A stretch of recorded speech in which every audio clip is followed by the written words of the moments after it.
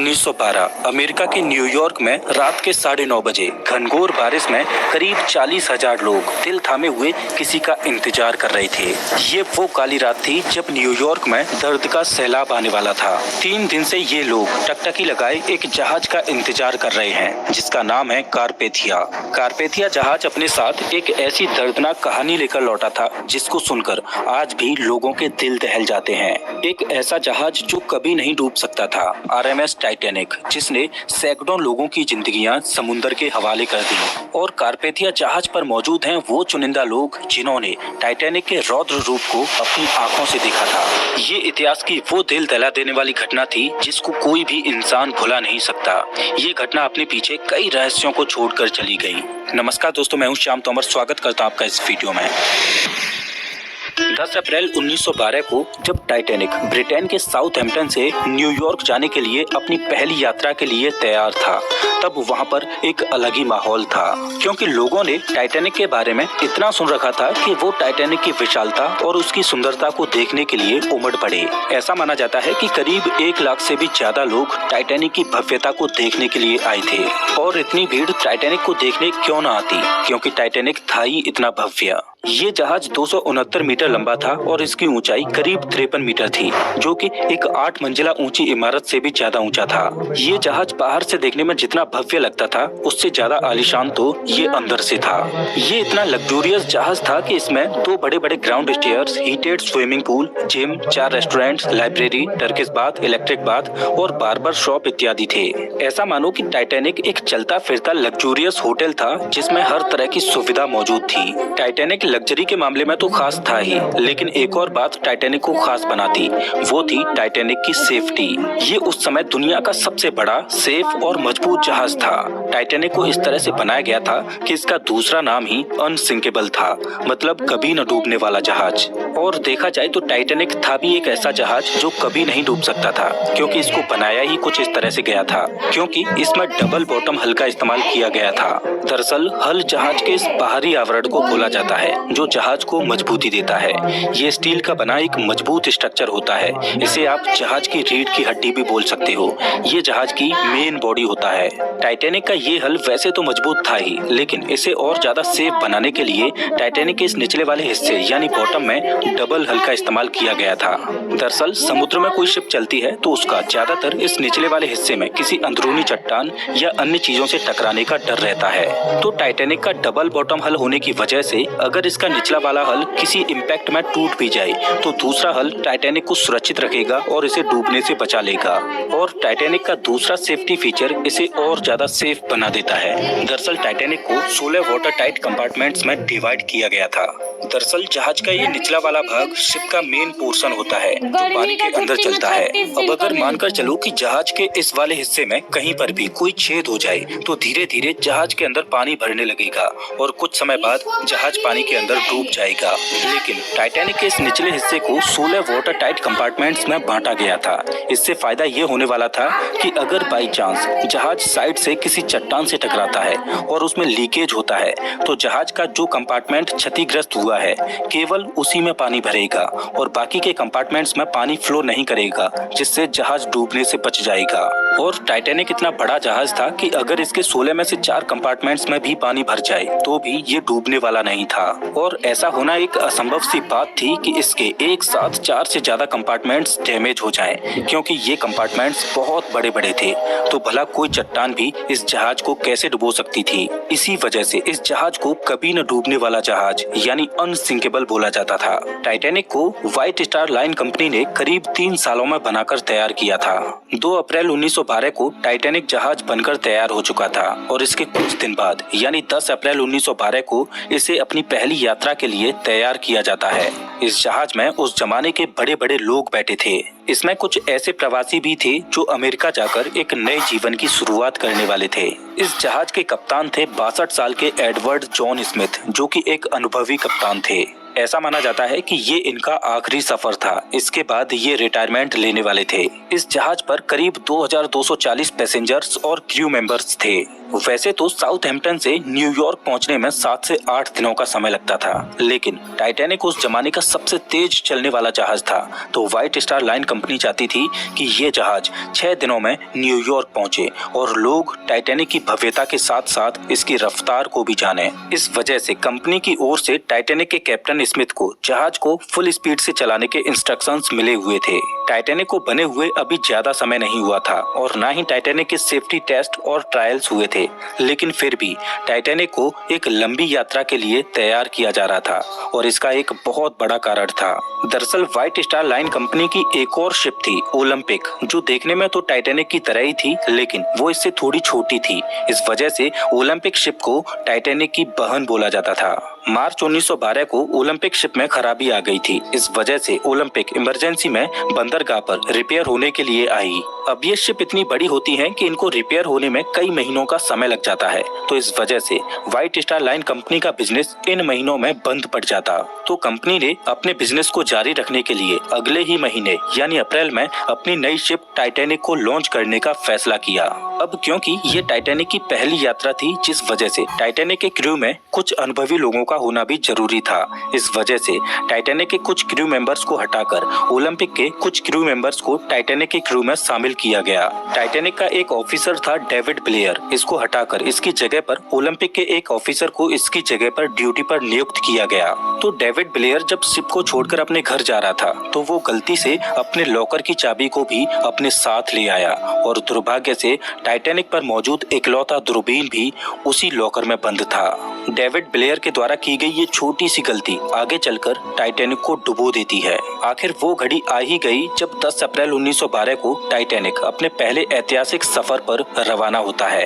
Captain Smith भली भांति जानते थे कि साल के इन महीनों में समुद्र में बहुत ज्यादा आइसबर्ग मिलते हैं।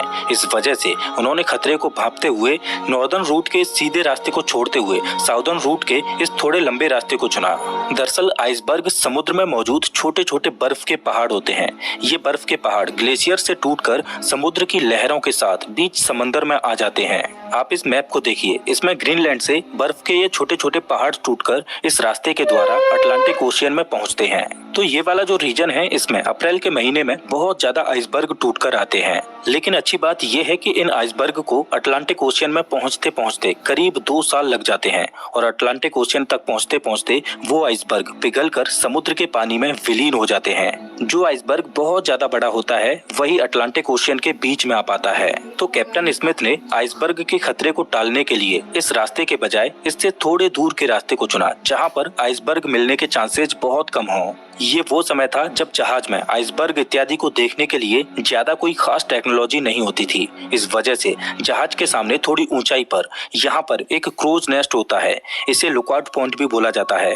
इस क्रूज नेस्ट में हमेशा 1 से 2 लोग दूरबीन लेकर बैठे रहते हैं, जो दूर तक सामने देखते रहते हैं कि जहाज के सामने कोई अड़चन तो नहीं है जिससे जहाज टकरा जाए।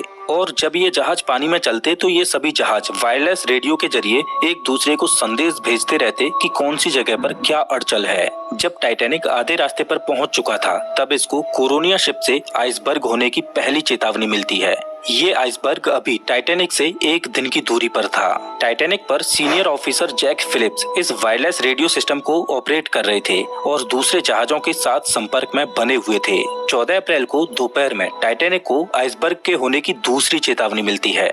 वायरलेस ऑपरेटर जैक फिलिप्स इन चेतावनियों के बारे में जहाज के कप्तान को आगाह करते हैं। टाइटैनिक के इस पहले सफर पर टाइटैनिक का मालिक जोसेफ ब्रूस भी था। जब कैप्टन स्मिथ ने जहाज के मालिक ब्रूस स्मे को आइसबर्ग की मिलने वाली चेतावनियों के बारे में बताया, तो ब्रूस स्मे ने इन चेतावनियों को नजरअंदाज कर दिया, क्योंकि उसका मानना था कि समुद्र में आइसबर्ग मिलना एक आम बात है और जिस जहाज में वो बैठे हैं वो एक मजबूत और कभी न डूबने वाला जहाज है। और ब्रूस स्मे नहीं चाहता था कि इन चेतावनियों की वजह से जहाज की स्पीड कम हो और जहाज अपने निर्धारित समय से लेट पहुंचे। इसके बाद टाइटैनिक को आइसबर्ग की 5 बार और चेतावनियां मिलती हैं और टाइटैनिक को जो आखिरी चेतावनी मिली वो SS कैलिफोर्नियन जहाज से मिलती है। रात हो चुकी थी और दुर्भाग्य से आज आसमान में चांद भी नहीं निकला था, जिस वजह से विजिबिलिटी बहुत कम थी और क्रूज नेस्ट में बैठे लोगों के पास दूरबीन भी नहीं था, जिससे वो दूर से ही सामने आने वाली अड़चन को देख पाए। टाइटैनिक अपनी फुल स्पीड 40 किलोमीटर प्रति घंटे की रफ्तार से चल रहा था और आइसबर्ग से टाइटैनिक अभी 2 घंटे की दूरी पर था। घनघोर अंधेरे में समुद्र के पानी को तेजी से चीरते हुए टाइटैनिक आगे बढ़ता ही चला जा रहा था, बिना इस बात की परवाह किए कि जिस रास्ते में अभी वो चल रहा है उसके सामने एक बहुत बड़ी बर्फ की चट्टान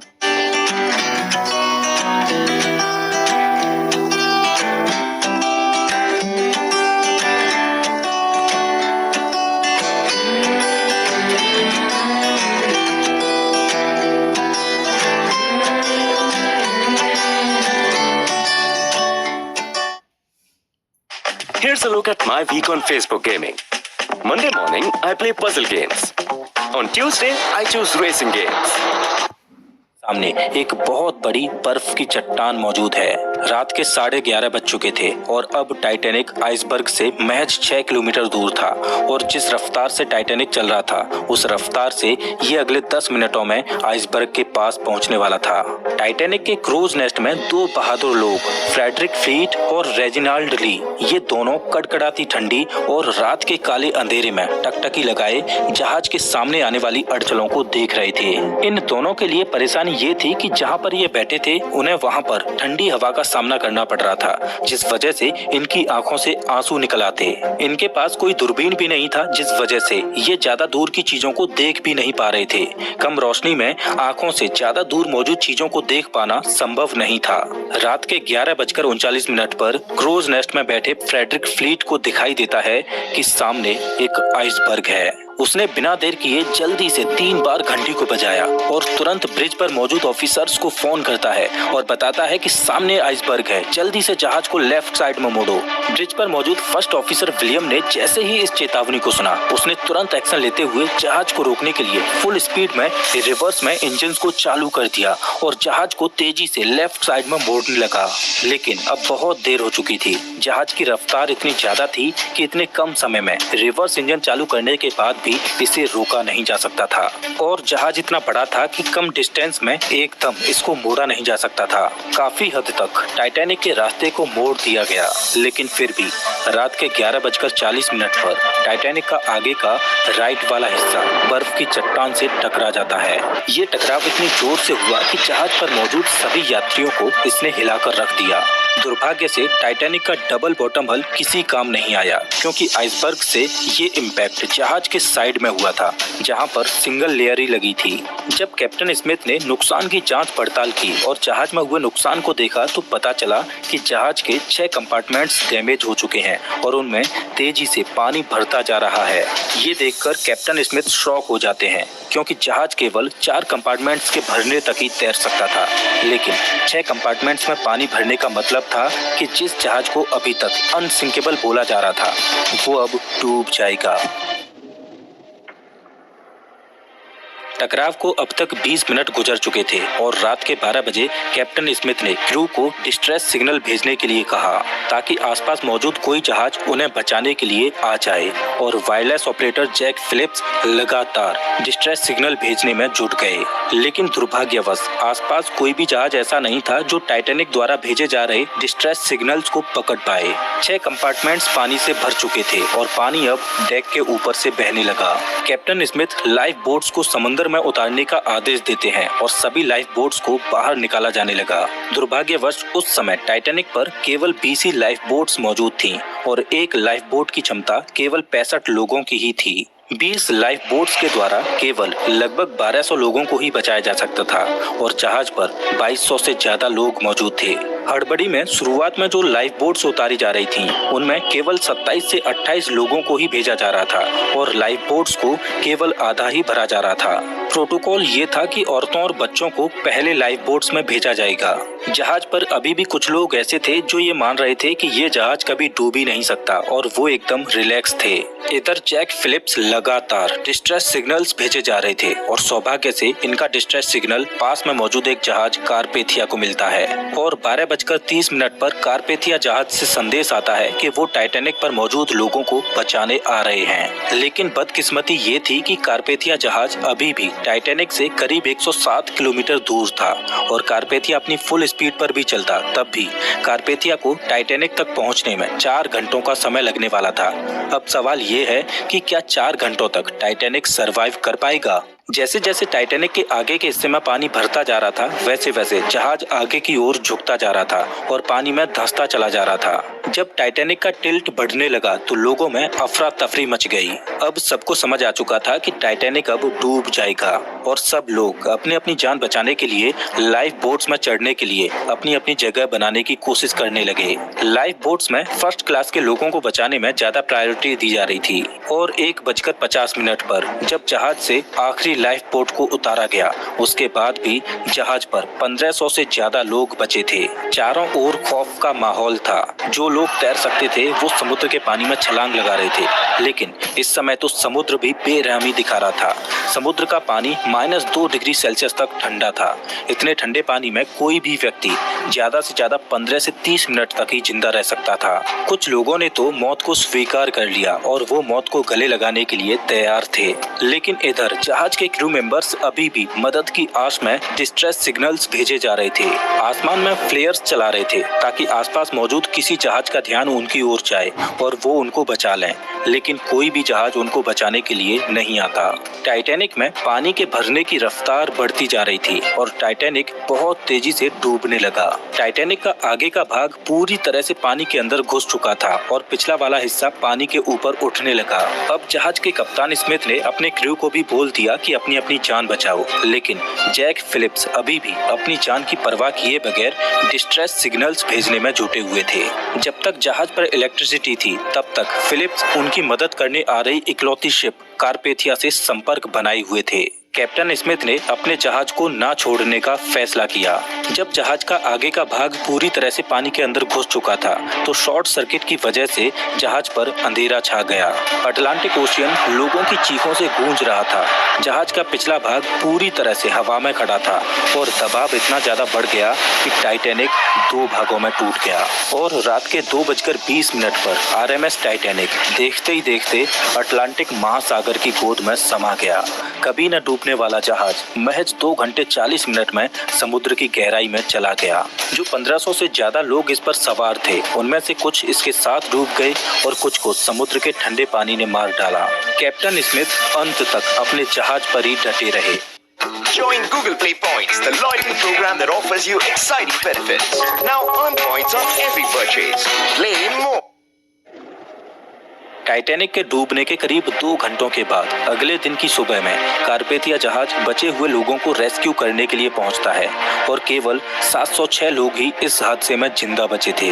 3 दिनों के बाद 18 अप्रैल 1912 को रात के 9:30 बजे कारपेथिया न्यूयॉर्क में पहुंचा, जहां पर 40,000 लोग तेज बारिश में कारपेथिया का इंतजार कर रहे थे। इस हादसे के बाद कई ऐसे सवाल खड़े हुए जिनका जवाब आज भी लोग खोज रहे हैं, लेकिन जब इसकी इन्वेस्टिगेशन की गई तो एक चौंकाने वाली बात सामने आई। जब टाइटैनिक डूबा था तब उस पर मौजूद हर एक व्यक्ति को बचाया जा सकता था, क्योंकि टाइटैनिक से महज 37 किलोमीटर दूर एक और जहाज मौजूद था जो समय पर आकर मदद कर सकता था। ये वही SS कैलिफोर्नियन जहाज था जिसने आखिरी बार टाइटैनिक को आइसबर्ग की चेतावनी भेजी थी। लेकिन ऐसी क्या वजह थी कि SS कैलिफोर्नियन जहाज टाइटैनिक की मदद करने के लिए नहीं गया, जबकि उन्हें होराइजन में आसमान में छोड़ी जाने वाली फ्लेयर्स भी दिखाई दे रही थी। तो इन्वेस्टिगेशन में पता चला कि समुद्र में आइसबर्ग के खतरों को देखते हुए कैलिफोर्नियन जहाज ने रात में आगे न बढ़ने का फैसला किया और उन्होंने रात में अपने वायरलेस रेडियो को भी बंद कर दिया था, जिससे उनको टाइटैनिक का कोई भी डिस्ट्रेस सिग्नल रिसीव ही नहीं हो पाया। जब SS कैलिफोर्नियन के क्रू ने टाइटैनिक से उड़ने वाले रॉकेट्स और फ्लेयर्स को देखा तो उन्होंने कैलिफोर्नियन के कप्तान स्टैनली लॉर्ड को इस बात की जानकारी भी दी। स्टैनली लॉर्ड ने अपने क्रू को मॉर्स लैंप से टाइटैनिक को संकेत भेजने को कहा और एसएस कैलिफोर्नियन का क्रू मॉर्स लैंप से टाइटैनिक को सिग्नल भेजता रहा, लेकिन शायद टाइटैनिक पर इतनी हड़बड़ी मची हुई थी कि किसी ने एसएस कैलिफोर्नियन से आ रहे मॉर्स सिग्नल को नहीं देखा। दरअसल उस समय इस तरह की लैंप से डैशेज और डॉट्स के द्वारा एक दूसरे जहाज से संपर्क करने के लिए मॉर्स कोड का इस्तेमाल किया जाता था। काश कैलिफोर्नियन जहाज का रेडियो ऑन होता तो शायद उस दुर्घटना में इतनी जानें ना जाती। टाइटैनिक के इस हादसे को हुए साल दर साल गुजरती जा रही थी, लेकिन एक सवाल जो लोगों को परेशान किए जा रहा था कि आखिर वो जहाज जिसे कभी न डूबने वाला जहाज बोला जाता था वो कैसे डूब गया। इस सवाल का जवाब तभी मिल सकता था जब टाइटैनिक जहाज का मलबा मिले।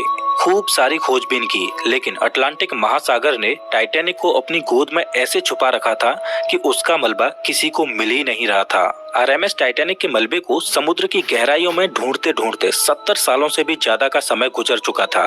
तब जाकर सितंबर 1985 में पहली बार टाइटैनिक के मलबे की झलक देखने को मिली। अमेरिकन ओशियनोग्राफर रॉबर्ट बेलार्ड वो व्यक्ति थे जिन्होंने टाइटैनिक के मलबे को खोज निकाला था, और जब से टाइटैनिक का मलबा मिला है तब से लेकर आज तक इस पर कई बार खोजबीन होती रही है। लेकिन टाइटैनिक के मलबे पर की गई शोधों ने इस बात की गुत्थी को सुलझा दिया कि ये अनसिंकेबल जहाज आखिर क्यों और कैसे डूबा।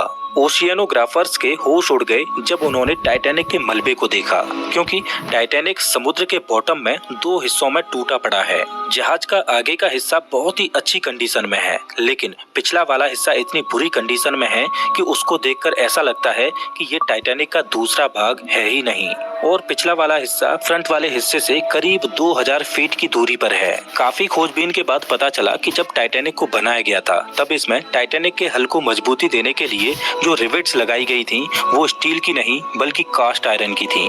यहाँ पर कंपनी ने जहाज को बनाते हुए कॉस्ट कटिंग करने की कोशिश की।